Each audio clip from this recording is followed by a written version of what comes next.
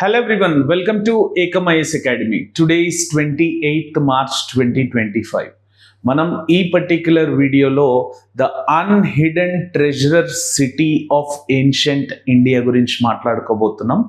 ఇలా న్యూస్ పేపర్లో మీకు ఎన్నోసార్లు hidden gems of ancient history, ఆ ఎరాలో ఉన్న టౌన్స్ కానీ, అది పోర్ట్ సిటీస్ కానివ్వచ్చు, లేకపోతే ట్రేడింగ్ టౌన్స్ కానివ్వచ్చు, ఆ పర్టిక్యులర్ సెగ్మెంట్లో పక్కా మనకి న్యూస్ పేపర్లో ఎక్కడో అక్కడ మనకి కనిపిస్తూనే ఉంటుంది.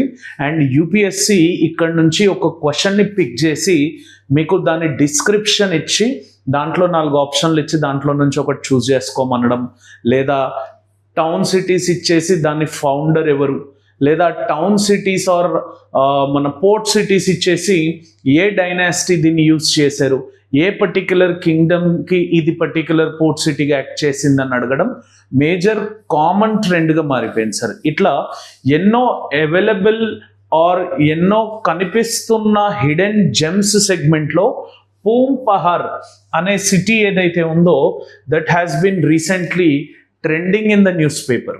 ఒక 4 to 5 times ఇండియన్ ఎక్స్ప్రెస్లో కానీ, హిందూ న్యూస్ పేపర్లో కానీ ఈ పర్టిక్యులర్ పోర్ట్ టౌన్ గురించి మనం న్యూస్లో వినే ఉంటాం. సో ఆ సెగ్మెంట్ గురించి మాట్లాడుతున్నాం. అండర్ చోలాస్ ఈ పూమ్ పహార్ సిటీ అనేది బాగా ట్రెండింగ్ అవుతా ఉంది సార్. డ్యూరింగ్ చోలాస్ దీన్ని కన్స్ట్రక్షన్ చేయడం జరిగింది. మనం ఈ పర్టిక్యులర్ వీడియోలో ఇంట్రడక్షన్ గురించి మాట్లాడుకోబోతున్నాం. Along with that we are going to see about the certain facts regarding with Poompuhar port గురించి, ఫ్యాక్ట్ గురించి మాట్లాడుకోబోతున్నాం. అండ్ చోలా డైనాసిటీ ఎవరైతే దీన్ని కట్టించారో, దీన్ని యూటిలైజ్ చేశారో, ట్రేడింగ్ హబ్గా దీన్నైతే యూటిలైజ్ చేశారో అది ఎలా యూజ్ చేశారో చూద్దాం. అండ్ కరికల చోలా కాంట్రిబ్యూషన్స్ ఏంటి, and finally we are going to see the question of the day in this regard. So Poompuhar అనేది it's an ancient town port, ancient port in Tamil Nadu location, which was a maritime hub during this particular Chola Empire. చోళులు దీన్ని కట్టించడానికి major కారణం ఆ maritime activities ఏవైతే ఉన్నాయో ఆ maritime యాక్టివిటీస్ని దృష్టిలో పెట్టుకొని దాని బేసిస్ ఆఫ్ కాన్సన్ట్రేషన్ మీద ఈ పూమ్ పహార్ అనే ఏన్షియంట్ పోర్ట్ని డెవలప్ చేయడం జరిగింది. సో మనకి యూపీఎస్సీలో పేరింగ్ బేస్డ్ క్వశ్చన్స్ కానీ, consider the following statement based questions కానీ, లేకపోతే match the following based questions కానీ, లేదా డిస్క్రిప్షన్ ఇచ్చేసి ఈ పైన డిస్క్రైబ్ చేసిన పోర్ట్ సిస్టమ్ ఈ కింది వాటిలో ఏ పోర్ట్స్ అని అడగడం జరుగుతుంది. సో ఈ ఏన్షియంట్ పోర్ట్స్ గురించి మీరు 100% గుర్తుపెట్టుకోవాలి సార్. అండ్ ఈ పర్టిక్యులర్ మ్యాప్లో కనుక మీరు చూస్తే చాలా ఏన్షియంట్ పోర్ట్స్ ఉన్నాయి సార్. దాని లిస్ట్ మీరు గుర్తుపెట్టుకోవాల్సి ఉంటుంది ఫర్ షూర్. సుక్తా Dor, clear, it was one ancient port. And Balakot, ఇవి ఇప్పుడు రైట్ నౌ ఇండియాలో లేవు సార్, కానీ ఇండస్ వ్యాలీ సివిలైజేషన్ టైమ్స్లో చూస్తే మీకు అవి కనిపిస్తూ ఉంటాయి. కాకపోతే దీని యొక్క స్టేట్స్ మార్కింగ్ చూడండి sir. Khirsara and Kuntasi, Lothal and Broach అనేవి మనకి గుజరాత్ రాష్ట్రంలో ఉన్నాయి. అండ్ ఇవి మనం లోథల్ ఒకటి మీరు వినుంటారు, మిగతా వాటిని కూడా మీరు గుర్తుపెట్టుకునే ప్రయత్నం చేయండి సార్. ఈ పర్టిక్యులర్ గుజరాత్లో ఉన్నాయి, ప్రెజెంట్ డే గుజరాత్లో. ప్రెజెంట్ డే ఆ పోర్ట్ ఏ సిటీలో, ఏ స్టేట్లో ఉందనడం చాలా ఇంపార్టెంట్ సార్. అక్కడ నుంచి ఒక క్వశ్చన్ రావచ్చు. అండ్ మహారాష్ట్రలో కనుక చూసుకుంటే సొపారా, కళ్యాణి అండ్ చౌ, ఈ 3 పోర్ట్ టౌన్స్ ఉన్నాయి sir, which were very important for having the connectivity trade of Mesopotamia and African nations. And Karnataka, గోవాలో చూస్తే గోపకపట్టణ అనేది గోవాలో, ప్రజెంట్ డే గోవాలో ఎస్టాబ్లిష్ అయింది సార్, గోపకపట్టణ అంటారు దాన్ని. అండ్ హొన్నావా, ఉద్యవార అనేవి కర్ణాటకలో రైట్ నౌ అటాచ్ అయి ఉన్నాయి. ముచిరీస్ అనేది కేరళలో అసోసియేట్ అయి ఉంది. ఇవన్నీ కూడా మనకి వెస్టర్న్ కోస్ట్ ఆఫ్ ఇండియాలో అటాచ్ అయి ఉన్న పోర్ట్ సిటీస్. అదే ఈస్టర్న్ కోస్ట్లో చూస్తే చంద్రకేతుగఢ్ చాలా ఇంపార్టెంట్ సార్. ఇది డిసెంబర్లో న్యూస్లో వచ్చింది ఒకసారి, చంద్రకేతుగఢ్ గురించి. అట్లాగే తమ్రలిప్తి అనేది కూడా ఈ పర్టిక్యులర్ వెస్ట్ బెంగాల్తోనే అటాచ్ అయి ఉంది. అదే ఒడిస్సాలో చూస్తే దసర్నా, మణిక్పట్నా, కళింగపట్న. సో ఈ కళింగపట్న అయితే మీరు ఆల్రెడీ కళింగ డైనాసిటీ గురించి నేర్చుకున్నప్పుడు ఈ సెగ్మెంట్ వినే ఉంటారు. ఆంధ్రప్రదేశ్లో చూస్తే ఘంటసాల అండ్ మసూలీపట్నం. ఒకసారి యూపీఎస్సీ ఆప్షన్స్లో ఇది రాంగ్ ఆప్షన్గా వచ్చింది మసూలీపట్నంగా, దాంట్లో రైట్ ఆప్షన్ వేరే ఉంది. అండ్ ఆంధ్రప్రదేశ్ అండ్ మనకి తమిళనాడు బార్డర్లో కదూరా అనే లొకేషన్ ఉంది. అవి కాకుండా మనకి తమిళనాడులో ఎక్కువ శాతం ఉన్నాయి సార్. అక్కడ చూస్తే మహాబలీపురం, మరక్కనం, అరికామేడు, పుహార్, పూంపుహార్, ఇప్పుడు మనం దేని గురించి అయితే మాట్లాడుకోబోతున్నామో అది, అండ్ తోంది అండ్ కొరకాయ్. ఇవన్నీ కూడా they are the major ancient ports which we have, which are highly important and I recommend you to remember as many as possible. అన్నీ గుర్తు పెట్టుకోవడం మిషన్ ఇంపాసిబుల్ సార్. కానీ మనం చేసే ప్రయత్నంలో ప్రోగ్రెస్లో ఏం చేయాలంటే మనం ఎంత రిటైన్ చేసుకోగలుగుతున్నామో అంతవరకు రిటైన్ చేసుకోవడం ఉత్తమం. ఎందుకంటే ఇట్లాంటి పేరింగ్ బేస్డ్ క్వశ్చన్స్లో సార్ మనకి 4 ఆప్షన్లు తెలిస్తేనే మనం కరెక్ట్ ఆన్సర్ పెట్టగలం. ఎర్లియర్ సరే కోడింగ్ సిస్టమ్ బేస్డ్ క్వశ్చన్స్లో 1, 2 తెలిసి 1 తెలియకపోయినా దాన్ని ఎలిమినేట్ చేస్తూ అటో ఇటో ఆన్సర్ తీసుకొచ్చేవాళ్ళం. కానీ ఇక్కడ పేరింగ్ బేస్డ్ క్వశ్చన్స్లో you have to know the maximum content. Actually that is the reason why content ఎక్కువ స్ట్రాంగర్గా ఉన్న వాళ్ళు యూపీఎస్సీలో ప్రిలిమ్స్ క్వాలిఫై అవుతూ ఉన్నారు సార్. అందుకే కట్ ఆఫ్స్ కూడా తగ్గుతూ వస్తూ ఉన్నాయి మీరు చూస్తే. అండ్ మూవింగ్ ఫర్దర్, ఈ పూంపహర్ గురించి మాట్లాడితే it is known as Kaveri Pattanam. It is in Nagapattinam, Tamil Nadu location. At present, it is located at the mouth of Kaveri River. And Kaveri River గురించి మీకు తెలిసిందే, తమిళనాడుకి కర్ణాటకకి మధ్యలో ఇండియాకి పాకిస్తాన్కి ఇండస్ రివర్ డిస్ట్రిబ్యూషన్లో ఎలా అయితే ఇష్యూస్ ఉంటాయో, చైనాకి ఇండియాకి బ్రహ్మపుత్ర రివర్ మీద ఎట్లాగే ఇష్యూస్ ఉంటాయో, గంగా రివర్కి ఇండియా బంగ్లాదేశ్ మీద ఎట్లయితే ఇష్యూస్ ఉంటాయో, దానికన్నా ఎక్కువ ఈ Kaveri water dispute between Tamil Nadu and Karnataka కంటిన్యూస్గా ఇది ఎవర్ గ్రీన్ ఇష్యూ సార్. అందుకే Kaveri river on and of న్యూస్లో ఉంటుంది కాబట్టి మనకి ఛాన్సెస్ ఎక్కువ ఉంటాయి ఈ పూంపహార్ గురించి అడిగే అవకాశాలు చాలా ఎక్కువ ఉంటాయి. సో ఈ Poompuhar it is known as Kaveripattinam, located in Nagapattinam at the mouth of Kaveri river. ఈ జనరలైజ్డ్ ఫ్యాక్ట్ ని గుర్తుపెట్టుకోండి.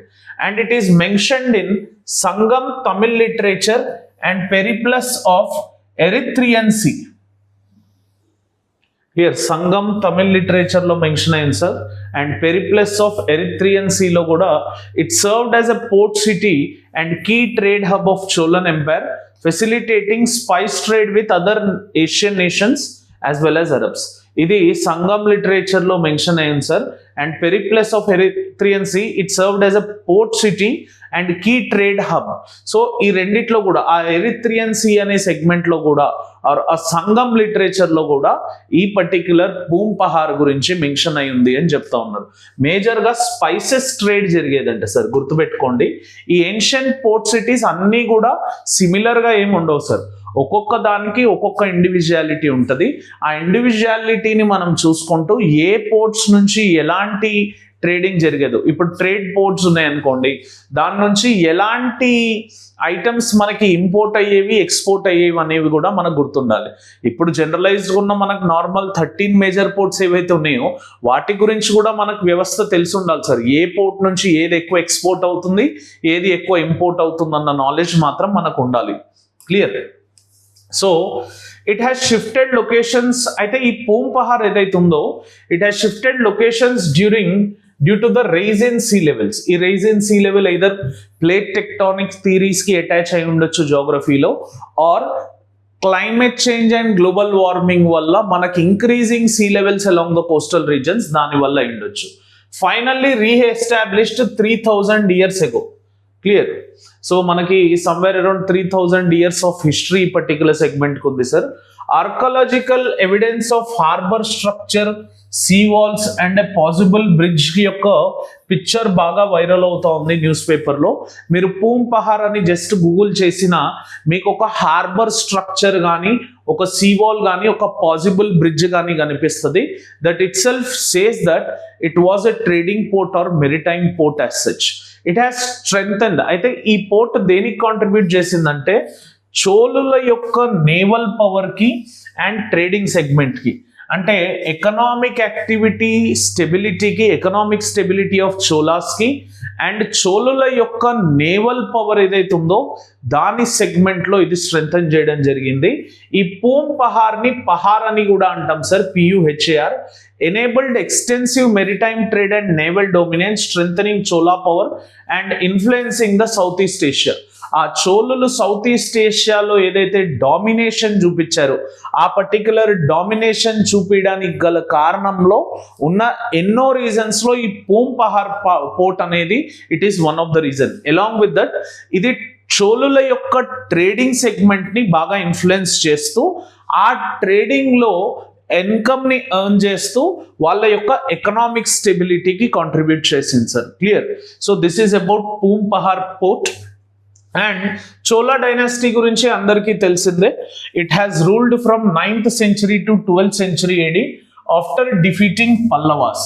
అండ్ ఇదైతే మీకు అందరికీ తెలుసు, Pallavas, Cholas, Cheras, there was a tri battle between them. అట్లా పల్లవాస్ ని డిఫీట్ చేసిన తదనంతరం చోలాస్ డైనాసిటీ ఎస్టాబ్లిష్ చేయడం జరిగింది and they ruled this particular location. And Cholas యొక్క ఎక్స్టెన్షన్ ఓన్లీ దీంట్లోనే కాదు సార్, డిఫరెంట్ పార్ట్స్ లో కూడా లేటర్ చోలాస్ అని మళ్ళీ చోలాస్ రూలింగ్ అనేది వస్తుంది. అండ్ దీంట్లో Vijayalaya Chola who is the founder, Vijayalaya Chola the founder captured Tanjavur in 8th century and controlled the central and northern Tamil Nadu with Urayur as the capital. ఇది క్యాపిటల్ సిటీ సార్ దీన్ని. So మనకి తంజావూర్ని capture చేసుకున్న తర్వాత దీన్ని capital city చేయడం జరుగుతుంది. And Rajaraja 1, Rajendra 1 wear the most notable rulers. వీళ్ళు ఏం సాధించారు అనేది ఒకసారి చూసుకోండి సార్. చోలాస్లో కొంచెం లిస్ట్ పెద్దగా ఉంటుంది, కొంచెం కన్ఫ్యూజన్ కూడా ఉంటుంది, కాకపోతే నెంబర్ ఆఫ్ రిపీటెడ్ సెగ్మెంట్స్. అయితే ఈ చోలాస్ గురించి ఎక్స్టెన్సివ్గా చదవాలంటే మనకు తమిళనాడు బుక్స్ కానీ లేదా ఏదన్నా reference book of ancient and మెడివల్లో ఎఫెక్టివ్గా ఇచ్చినారు సార్. NCERT కన్నా కూడా ఏదైనా సపరేట్ బుక్ కానీ తమిళనాడు స్టేట్ బుక్స్ కానీ ఫాలో అయ్యే సెగ్మెంట్ పెట్టుకోండి, సో దట్ మీకు ఇంకా బెటర్గా ఈ చోలాస్ గురించి అర్థమయ్యే ఛాన్స్ ఉంది. And defeated by Pandyas, Pallavas ని డిఫీట్ చేసిన తర్వాత ఈ Cholas they were defeated by Pandyas in early 13th century. And Rajendra III was the last ruler to be defeated by Jetavarman Sundara Pandian II. Jetavarman Sundaran Pandian II అనే Pandian ruler last Chola అయిన Rajendra III defeat చేస్తూ వాళ్ళ యొక్క పాండ్యుల సామ్రాజ్యాన్ని establish చేయడంలో ఎంతో కృషి చేయడం జరిగింది. సో చోళా డైనాసిటీకి సంబంధించిన బేసిక్ ఫ్యాక్ట్స్ సార్, నేను జస్ట్ ఒక అవుట్లైన్ ఆఫ్ ఇంట్రడక్షన్ ఇచ్చాను, ఎందుకంటే Poompuhar port has direct connection with this Chola dynasty కాబట్టి. కానీ మీరు ఇంకా డీపర్గా చోళుల యొక్క contributions towards architecture, Pallavas architecture contribution గురించి మీరు నేర్చుకోవాల్సి ఉంటుంది. And along with that Karikala Cholas contribution కనుక మీరు చూస్తే, a prominent Sangam era Chola king known for the battle of Venni, he is called as Karikala Chola. He defeated confederacy of Cheras, Pandyas and minor chieftains. జనరల్గా tribal wars ఎక్కడ జరిగినా కూడా ఆ ట్రై బ్యాటిల్ వార్స్లో ఎక్స్తోని వార్ జరిగేటప్పుడు YZ ఏకమవుతాయి, వైతోని వార్ జరిగేటప్పుడు XZ ఏకమవుతాయి, జెడ్తోని వార్ జరిగేటప్పుడు X and Y ఏకమవుతాయి. సో డ్రై బ్యాటిల్ సెగ్మెంట్లో ఆ కొలిషన్ నేచర్ అనేది ఎప్పటికీ మనకు కనిపిస్తూ ఉంటుంది. They developed Puhar as a major port after the defeat of these segments. ఈ Karikala Chola they have developed Puhar as a major port and built A 160 kilometer embankment along the Kaveri river, which enhanced the trade and infrastructure, laying the foundation of the Chola prosperity. So ఈ particular segment లో కరికల చోళా గురించి గుర్తుపెట్టుకోండి. General గా అయితే port name, దానికి సంబంధించిన ruler కానీ దానికి సంబంధించిన డైనాసిటీ కానీ ఇస్తారు. 90% ఛాన్సెస్ ఆర్ దేర్ డైనాసిటీ గురించి ఇచ్చే ఛాన్స్ ఉంటుంది. సో ఈ సెగ్మెంట్ ని గుర్తుపెట్టుకోండి sir. Coming to the question of the day, the Cholas stayed during the imperial period of 9th to 12th century was marked for its uniqueness and innovativeness. Comment. అయితే ఈ Chola state ఏదైతే imperial period of 9th to 12th century ఉందో it has mark the uniqueness and innovativeness. వీళ్ళప్పుడు ఎన్నో uniqueness వచ్చాయి, innovativeness వచ్చాయి. దాని గురించి కమెంట్ చేయమని అడుగుతా ఉన్నాడు. సో దీని ఆన్సర్ని మీరు 250 wordsలో రాయండి, which would be yielding you 15 marks. నిన్న జరిగిన వీడియోలో నేను కమెంట్ చేయమనగానే one of our friends have commented to explain about the answer writing structure. I'll be 100% helping you on how to write or how to frame up a good answer in the upcoming video. Within 1 or 2 days we are going to release that particular video on answer writing structure.